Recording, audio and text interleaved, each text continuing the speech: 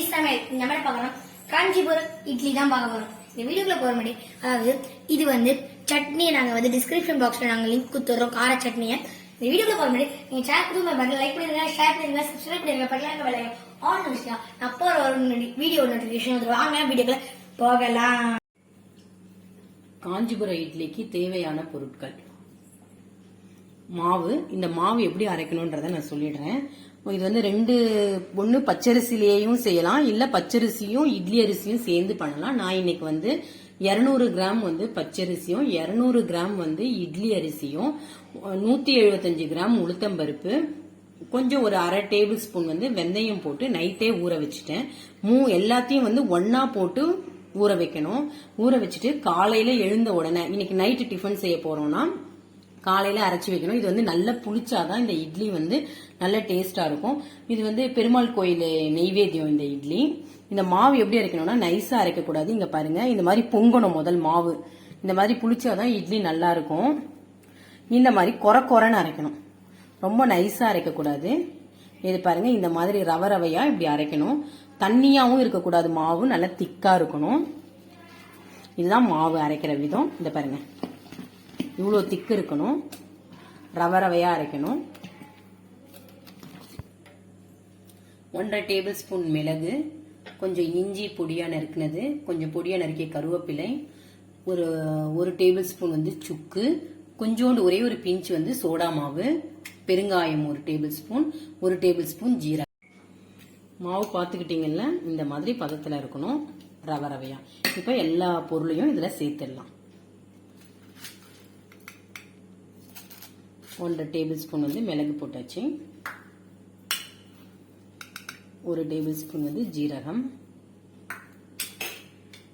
பொடியா நறுக்கி வச்ச கருவேப்பிலை, பொடியா நறுக்கி வச்ச இஞ்சி,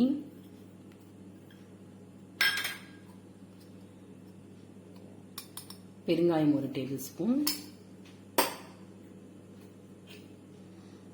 சுக்கு,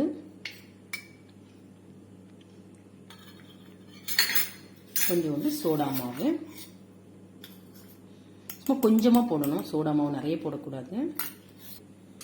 இந்த மாவோடைய என்ன பண்ணிடணும்னா ஒரு 4 டேபிள் ஸ்பூன் கடலை எண்ணெய்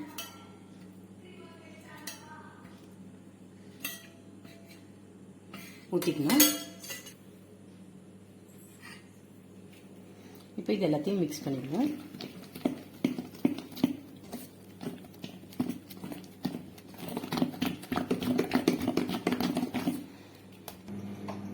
இட்லி பாத்திரத்தை தண்ணி வச்சு இட்லி பாத்திரம் வச்சுட்டேன். ஸ்டவ் ஆன் பண்ணிடலாம். தண்ணி கொதிக்கிட்டோம். கொதிச்ச உடனே நம்ம இட்லி ஊத்திடலாம். இந்த மாவு வந்து உப்பு போட்டு கரைச்சி வைக்கணும், அது சொல்ல மறந்துட்டேன். இந்த இட்லி வந்து என்ன ஷேப் வேணுமோ அந்த ஷேப்ல வந்து நம்ம வந்து ஊத்திக்கலாம். இன்னைக்கு நான் வந்து டம்ளர்ல வந்து ஊத்த போறேன். அதுக்கு என்ன பண்ணணும்னா முதல்ல எல்லா டம்ளர்லயும் எண்ணெய் தேய்ச்சி வச்சுக்கணும், அப்பதான் இட்லி வந்து ஒட்டாம வரும். எல்லா டம்ளர்லயும் எண்ணெய் ஊத்திட்டு தடவி வச்சிடலாம். இந்த மாதிரி எல்லா பக்கமும் எண்ணெய் படுற மாதிரி தடவிடுங்க டம்ளர் ஃபுல்லா. தண்ணி பாருங்க நல்லா தளன்னு கொதிக்க ஆரம்பிச்சிருச்சு. இப்போ வந்து நம்ம தட்டு வந்து இட்லி தட்டை வந்து உள்ள வச்சிடலாம். உள்ள வச்சுட்டு டம்ளர்ல வந்து இட்லி ஊற்றிடலாம். டம்ளர் ஃபுல்லா வந்து ஊற்றக்கூடாது, பாதி தான் ஊற்றணும். ஏன்னா அது வெந்து வரும்போது நிறைய வந்துடும், ஃபுல்லா வந்துடும். அதனால பாதி ஊத்திக்கலாம். நல்லா தட்டி தட்டி வச்சுக்கோங்க. இந்த மாதிரி பாதி ஊத்திட்டு இதை இட்லி பானையில வச்சிடலாம். நான் இன்னைக்கு வந்து 5 டம்ளர் வந்து இட்லி ஊத்த போறேன். அப்புறம் இந்த மாவை வந்து கிரைண்டர்ல அரைக்கணும்னு அவசியமே இல்லை, நம்ம வந்து மிக்சிலேயே அரைச்சிக்கலாம். ஏன்னா நம்ம வந்து கொரன்னு அரைக்க போறோம், அதனால மிக்சிலேயே அரைச்சி பாருங்க. 5 டம்ளரையும் இட்லி ஊத்தி வச்சுட்டேன். இது வேகிறதுக்கு 10ல இருந்து ஒரு 12 நிமிஷம் கூட ஆகும். மூடிடலாம், வேகட்டும். வெந்த பிறகு பார்க்கலாம். இட்லி வெந்துடுச்சான்னு திறந்து பார்ப்போம். இட்லி பாருங்க நல்லா வெந்துட்டு இருக்குது. அப்படி அடியில வரைக்கும் நல்லா வெந்திருக்கான்னு பாக்குறதுக்கு ஒரு கத்தி எடுத்து இப்படி குத்தி பாத்தீங்கன்னா தெரியும். மாவு ஒட்டாம வந்துருச்சுன்னா இட்லி வெந்துடுச்சுன்னு அர்த்தம். இப்ப நம்ம வந்து எல்லாத்தையும் வெளியில எடுத்துடலாம். ஸ்டவ் ஆஃப் பண்ணிடுறேன். ஆஃப் பண்ணிட்டு இட்லி எல்லாம் எடுத்துடுறேன். பாருங்க எல்லா இட்லியும் எடுத்து வச்சாச்சு. இது ஆறுன பிறகுதான் எடுக்கணும். ஆறுறதுக்கு முன்னாடி எடுத்தா இட்லி பிஞ்சு பிஞ்சு வரும். ஒரு 5 நிமிஷம் ஆறட்டும். இட்லி வந்து இப்ப ஆறிடுச்சு, எடுத்து பார்க்கலாம்.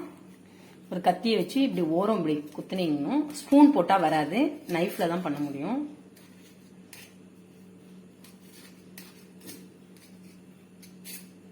இப்படி கவுத்து